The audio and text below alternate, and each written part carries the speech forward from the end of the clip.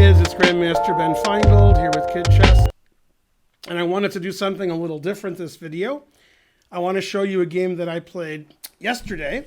And this game was actually at a very fast pace. Each side had 1 minute.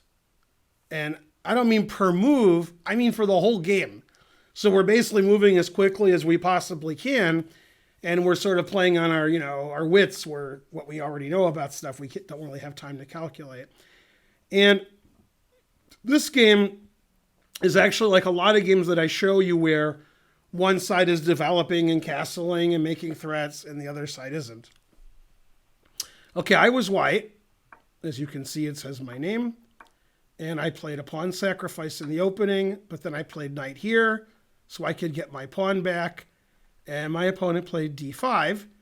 He wanted to open up the center also. Okay, so I got my pawn back. And you can see this position's actually symmetrical. There's no difference.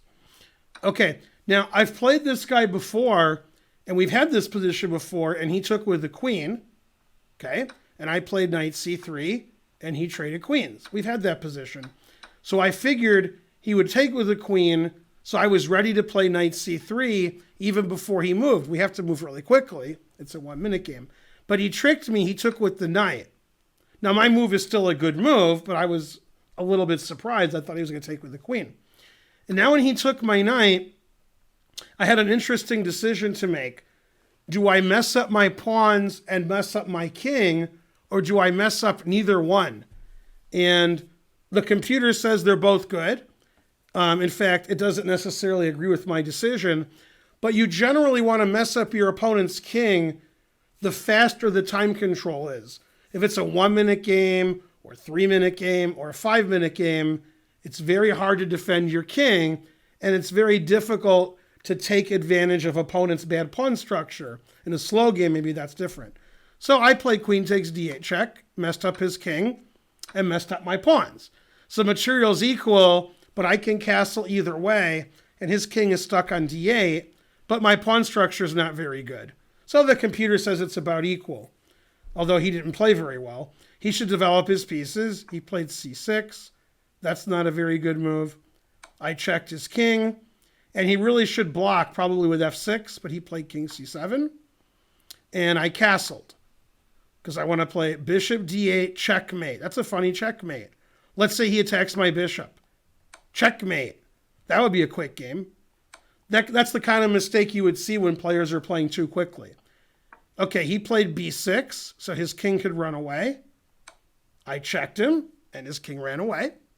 And I played the move knight g5, attacking his f-pawn. And now he made the losing move.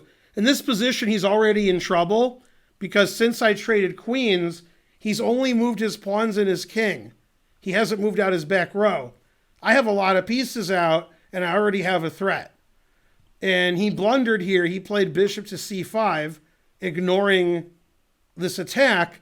And I think the reason was he thought he could play rook f8 and get at my pieces here. And I think he just missed my next move because we're playing very quickly. And when your king is running around and you haven't castled and your pieces aren't out, you need to watch your king. So even though he's threatening stuff, I can still get at his king. And I'm sure that he missed this move, knight to d8 check. And in fact, he only has one move. It's almost checkmate. My bishop is defending the escape square. This bishop's defending the escape square. So he has to take my knight and lose his rook. And now I have a rook and a pawn for a knight, plus look at his pieces on the queen side. So he's losing the game. He got his bishop out, bishop f5. I played bishop to d3. He traded the bishops, but that straightened out my pawns. And now he made a very bad blunder, which is not really easy to explain.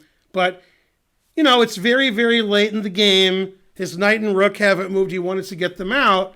He thought if he moves his knight, that we'll trade rooks. Okay? And unfortunately for him, he moved his knight here.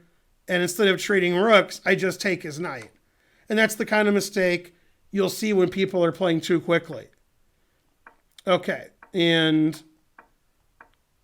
this was the rest of the game. It's not very interesting because I'm up a rook. I try to checkmate his king. I'm surrounding his king. Now this looks like checkmate rook c1, but my king has 2 good squares, so that doesn't work. Okay, king to d3. I want to play rook b2 check, and his king has nowhere to go. Bishop b4, I take. So he played c5, giving his king a square, and now I have checkmate in 2 moves. Can you find it? It's white to play and checkmate in 2 moves.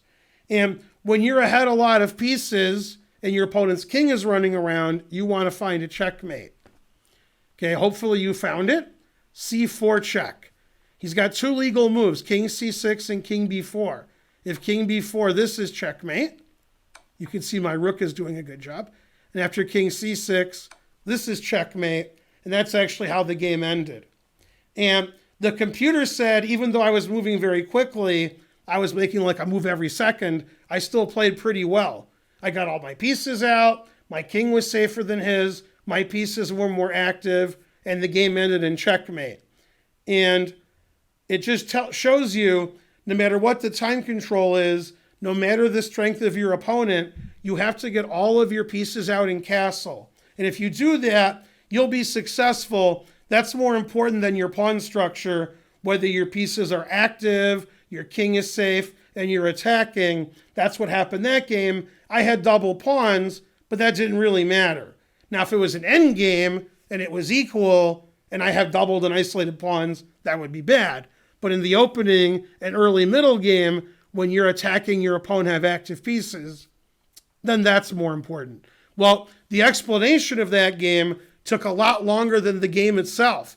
That game only lasted about 1.5 minutes, and the explanation of the game lasted about 10 minutes because we had to talk about all the interesting things with our king position, with our attacking force, with our pawn structure. And the important thing in that game was active pieces. I got all my pieces out, and even near the end of the game, he still was in trouble with his development. This is Grandmaster Ben Finegold for Kid Chess. I hope you liked that game as much as I did. I still enjoy that game. And I'll see you guys next time. Bye, kids.